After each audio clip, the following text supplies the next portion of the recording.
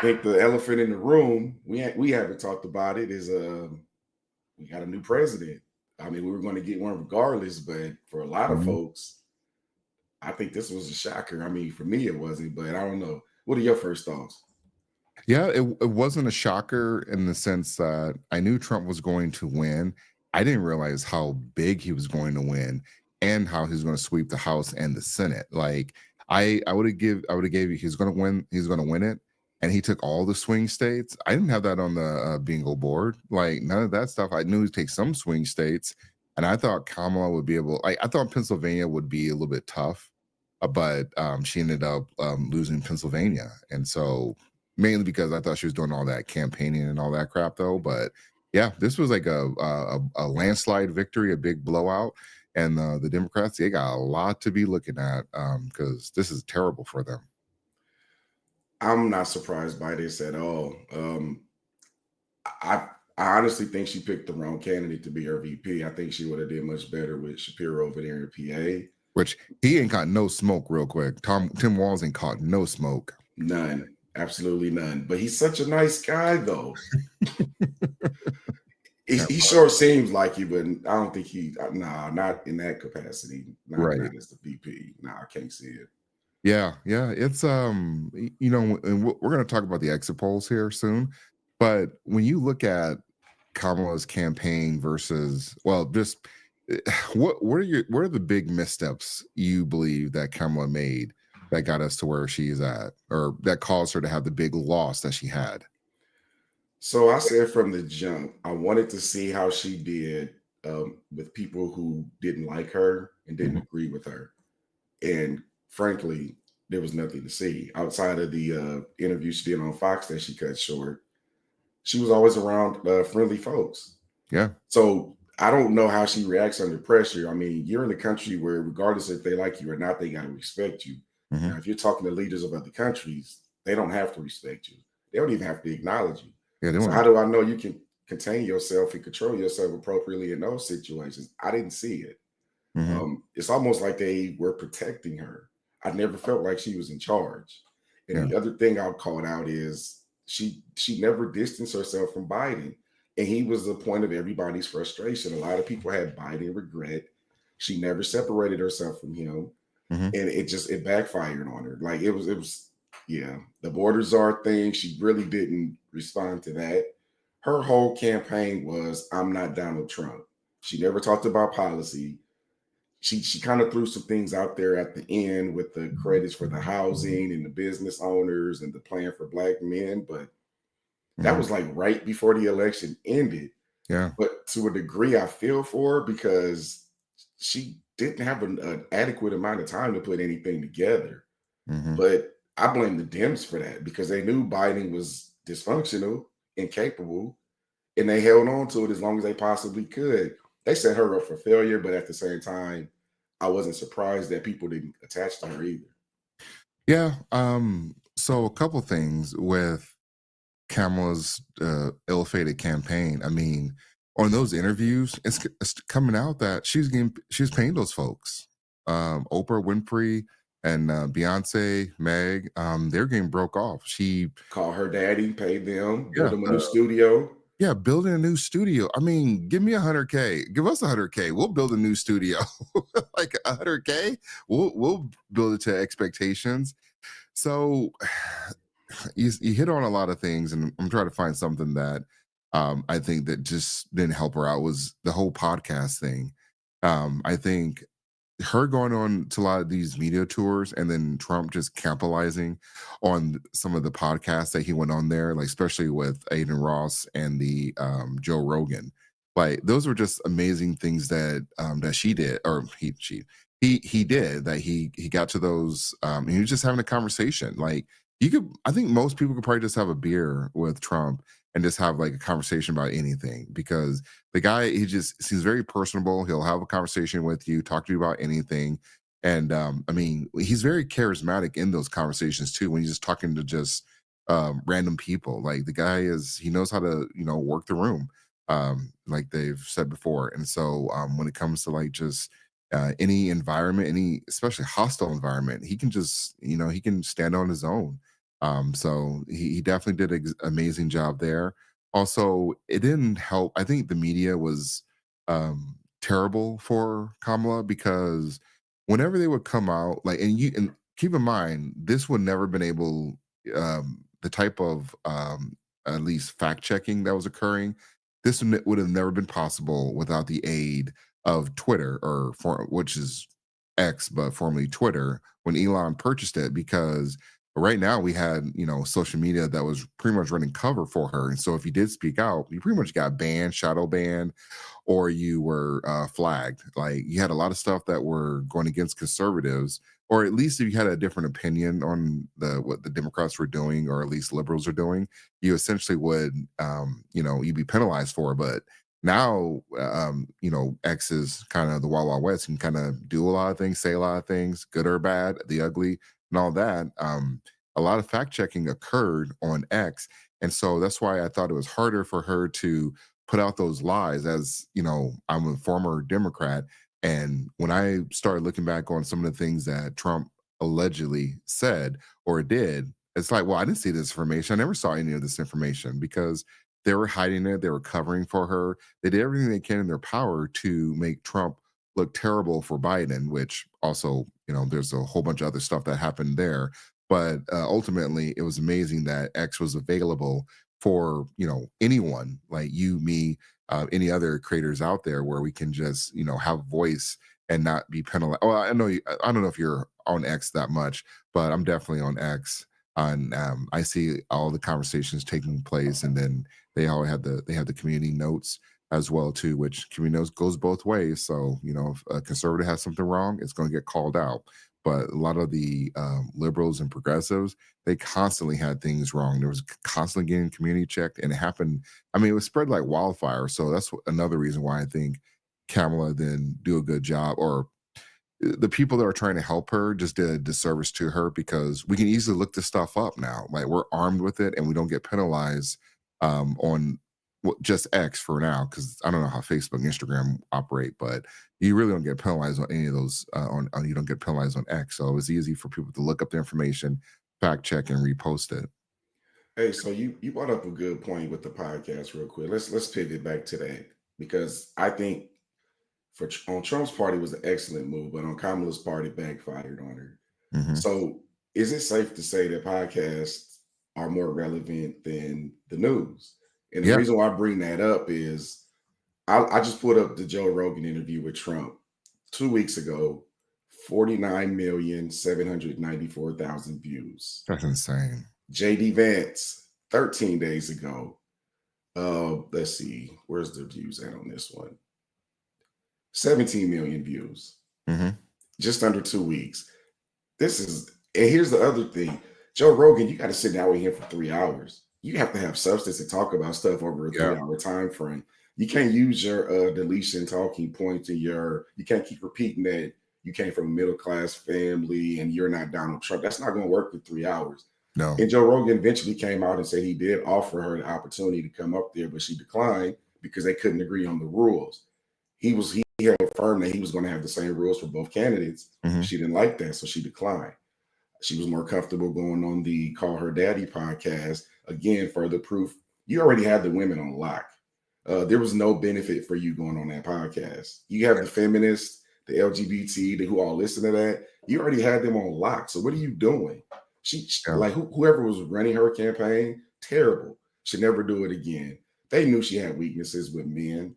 And mhm. honestly, at this point, I think we can deduce the only people who were rocking with her were black women, because even white women and Latinos weren't rocking with her like that. Oof, yeah, Podcast is going to surpass the news because it's unfiltered. They do on the spot, vetting of statements and comments. And Joe Rogan will continue to be the most famous because he lets people talk, no yeah. matter what side they're on. If they say some silly stuff, he'll call it out, but he lets them talk.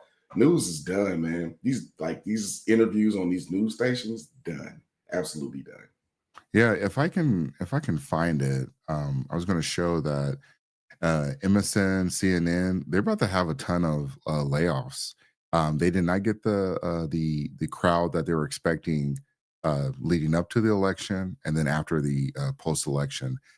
You have a lot of liberal or Democrat creators that are losing followers because of people are like, all right, you guys were gaslighting us. You guys were telling us a story. You said the American people were not going to do XYZ and vote him back into the office. And it was a landslide victory. And so you have people like the Joy Reids, the Rachel Maddow, and other CNN. They're MSNBC, but the other CNN folks, I mean, they're worried. Like their shows are about to be axed.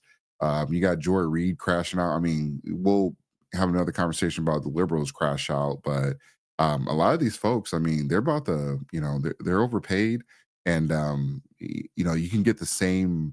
I mean, there are creators that are getting better ratings than some of these networks, like just hands down, just they just blow them out of the water. And so you got a Joe Rogan, you got to respect a Joe Rogan. Like you can't act like he's nobody.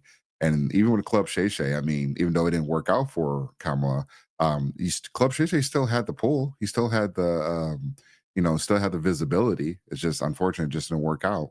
And I mean, it worked out for him, but for her, it was just a big mistake. So yeah, it's podcast is about to rule everything. If anything, I rarely watch. Honestly, I might watch a movie or a TV show every now and then, but I'm most of the time I'm watching stuff on YouTube. Yeah, I'm either podcasting or listening to music when I'm working. Um, let me be look, I'm not taunting the other side here, Hmm. but there is one show I did kind of laugh at when these election results came in, and that was The View, because they trashed us for Oh so man. long. What's her name? Sunny hosting. Mm-hmm. Yeah, she was, man, she went into Super Saiyan misandrous No, as we Super got Saiyan closer to Karen. that. Yeah. Man, she was, man, look, all they doing, they're not taking any accountability. They're just dismissing this as misogyny and sexism, and people are stupid and uneducated. They're not taking any accountability, and the days are over when you can shame people to do this. It's only going to get worse. Yeah. So you better adjust, and you better learn how to talk to people and meet them where they are intellectually, and actually come with some substance, because your old tactics ain't working anymore. People are getting smarter, and more information is available to them. Yeah. Shut it down. Yeah, which is why Kamala was on the board with this whole censorship thing that people just didn't like. People should definitely be worried when you have big tech collaborating or conspiring with the government to ban or mute certain voices. That should always be a concern to most people. And I never understood why people were okay with this, or why people were like, well, if it's on X, and I don't know if you've seen it, but we've seen like big celebrities, which nobody cares. That's the other thing too. Celebrities have no powers, absolute no. They have no powers. Actors, actresses, athletes, they have no power. But for a lot of those people, they're leaving X, and it's like, why are you leaving X now? You should have left a long time ago. They just don't want to hear it. They don't want to be told that they were wrong. And I don't know about like with people around you that are liberal or that voted for Kamala, but man, folks is avoiding me like the plague. That's the other thing. And again, as soon as they pushed her to the front, I knew it was going to create some kind of proxy civil war. Like, Hmm. man, my friends list shrunk, and I know that happened to a lot of other people too. And I happen to know a lot of black women that voted for Trump, but they'll never publicly say it because they're just not in the space right now where they feel comfortable talking about it without being Yeah. shamed to death. Hmm. And when I look at, well, we'll talk about the exit poll in a minute, because I want to say those comments for the exit poll. But what we know for sure is what we have right now is not working, right? I shared an article earlier today. Wait, who do you mean we know it's not working? The economy was the biggest issue for a lot of Oh yeah, people. I'm yes, speaking yeah, specifically to the economy right now. yeah. I posted an article from a liberal source on my Facebook page today that 27 states are close to filing for bankruptcy. Oh They have, yes. and I posted another article, and I took a liberal source and a conservative source that kind of broke down the tariff plan that Trump has. And again, this is the reason why I guess we can transition to, what did Trump do versus what Kamala didn't do. Unless you got one more Kamala comment, because I'm ready to talk about Trump now. Yeah, go ahead. So, what did Trump do right? Oh, sorry. You know what? Let me show something real quick. I'm sorry. Yep, yep. I'm going to show the ratings real quick of Okay. what things are looking like. And as you can see, Oh yeah. Joy Reid down 54%. Our Melbar, I don't know who that is. 49%. Chris Hayes 47.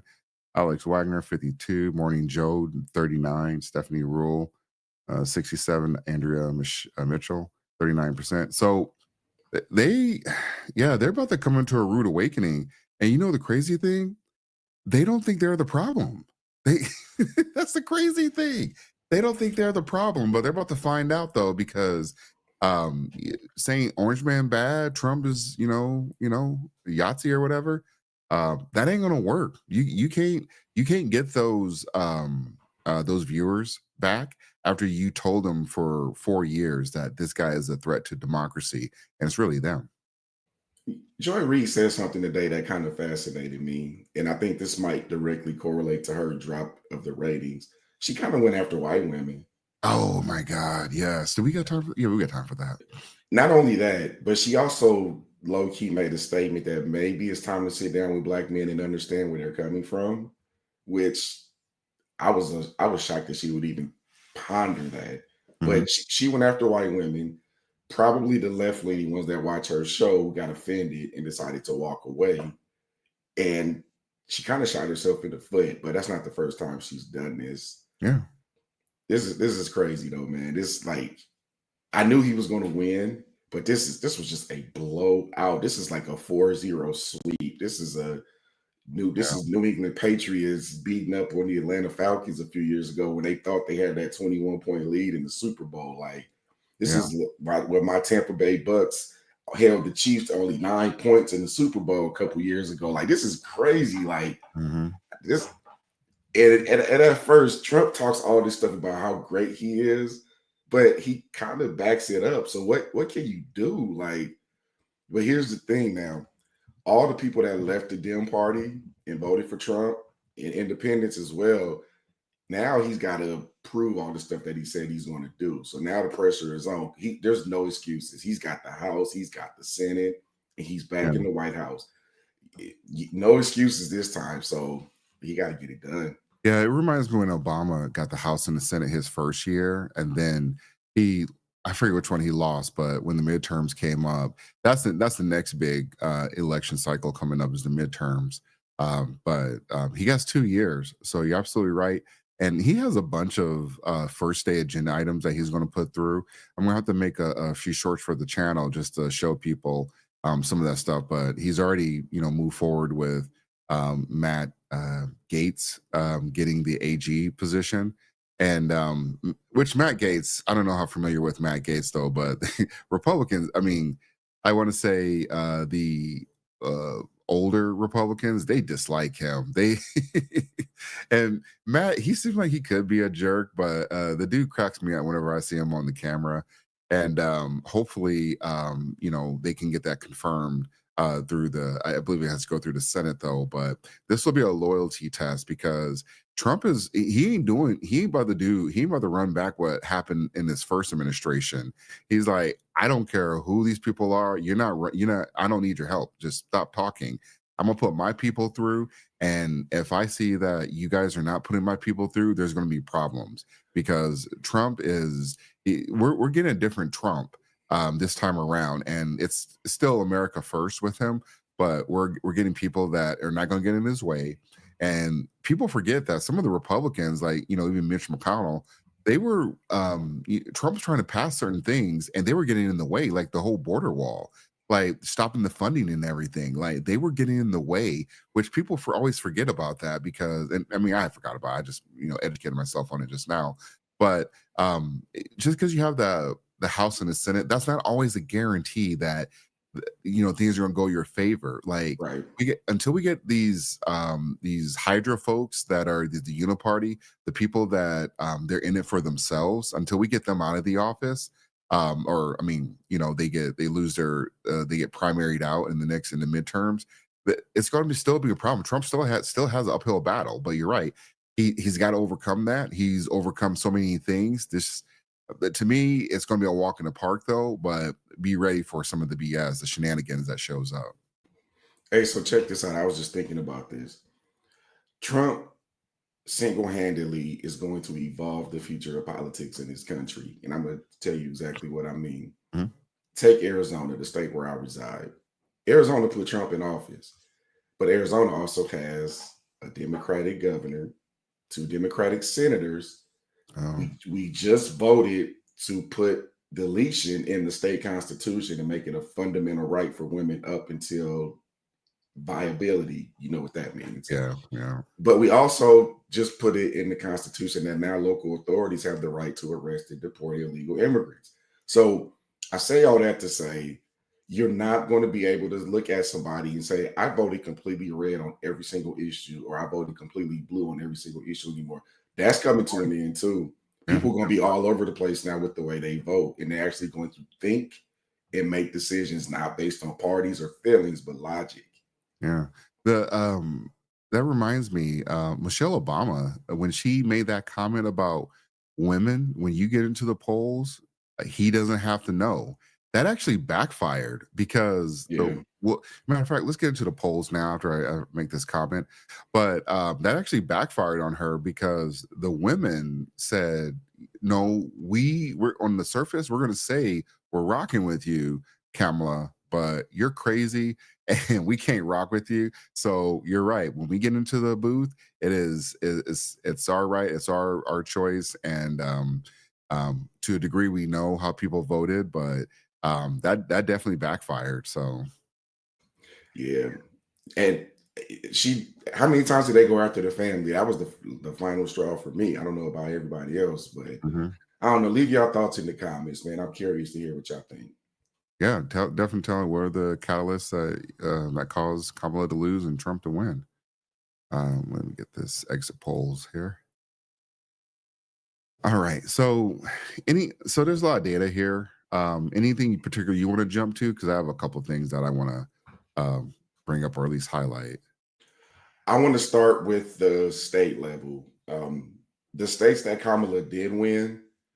Look at I'm gonna take New York for example.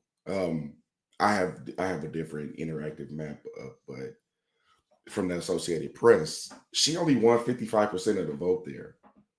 Like he almost took New York when you think about it. Hmm. And even her victory of margin in California was her strongest state. That's quote unquote where she's from. So that makes sense. He almost took New Mexico. He got 45% of the vote in New Mexico. Yeah. Like Illinois, I know there were a lot of people in Chicago saying they were going to vote for Trump.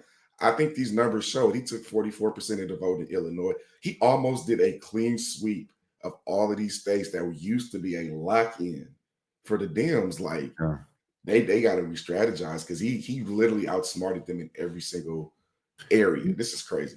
They said he did better than was it Reagan? I want to say Yep, yep, like, whew, this is yeah. I would have never guessed he would take in a lot of the swing states, but it just goes to show you that how terrible the Democrats ran their campaign, and maybe Biden would have taken Pennsylvania as a possibility, but I don't think he. I mean, and even if Kamala or Biden would have taken Pennsylvania, they still are behind. Pennsylvania just automatically gave Trump the win because he had the other states behind him.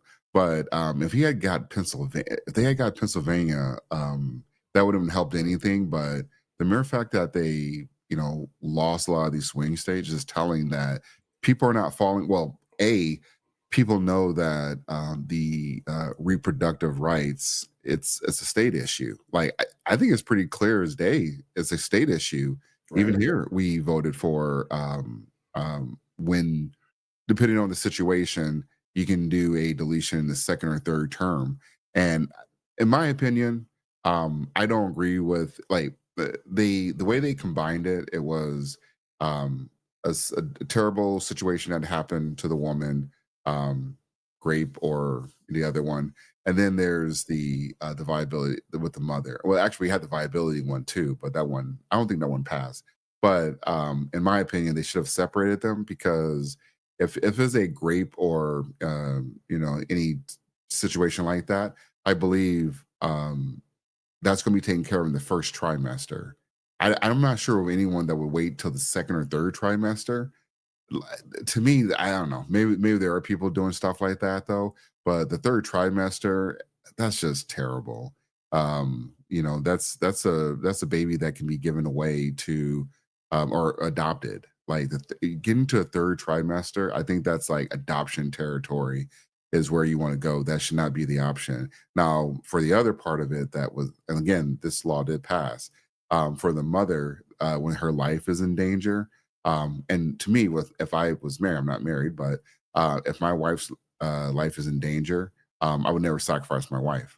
So, and that can happen anytime during the trimester. So, or anytime during the pregnancy. So, I think that one's a no brainer. But at the end of the day, whatever reproductive rights that people were talking about, I think most states, I think most states, when were in favor of some of these reproductive rights, and they ended up passing very overwhelmingly, even some of these red states. So this is not at the federal level anymore, and that kind of shows that Kamala was actually just lying about the whole, she's going to protect reproductive freedoms. No, the Yeah. people in the states protect reproductive freedoms. If your state, you vote for it, you vote against it, whatever it is, the people decide. And imagine you run your entire campaign on that one single issue, because Mhm. that's basically all she talked about. And Yeah. now we're slowly starting to find out that now that states are passing this, she wasn't even needed.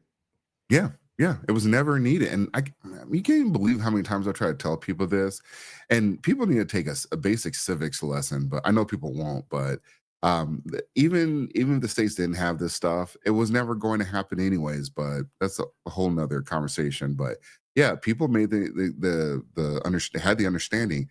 Well, this is a state thing.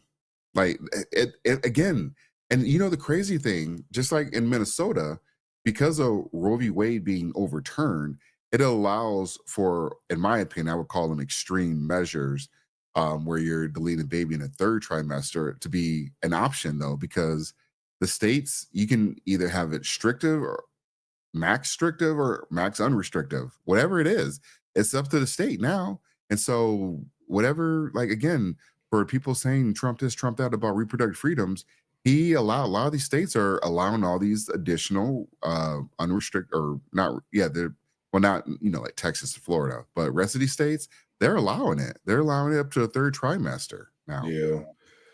And it actually just substantiates what Trump said from the beginning. He was never against it. He just wanted to take the federal government out of it and empower the people. I'm always going to support that kind of decision. Let the Yeah, people decide. yeah, yeah, exactly. So, all right, let me go back to the results here. Exit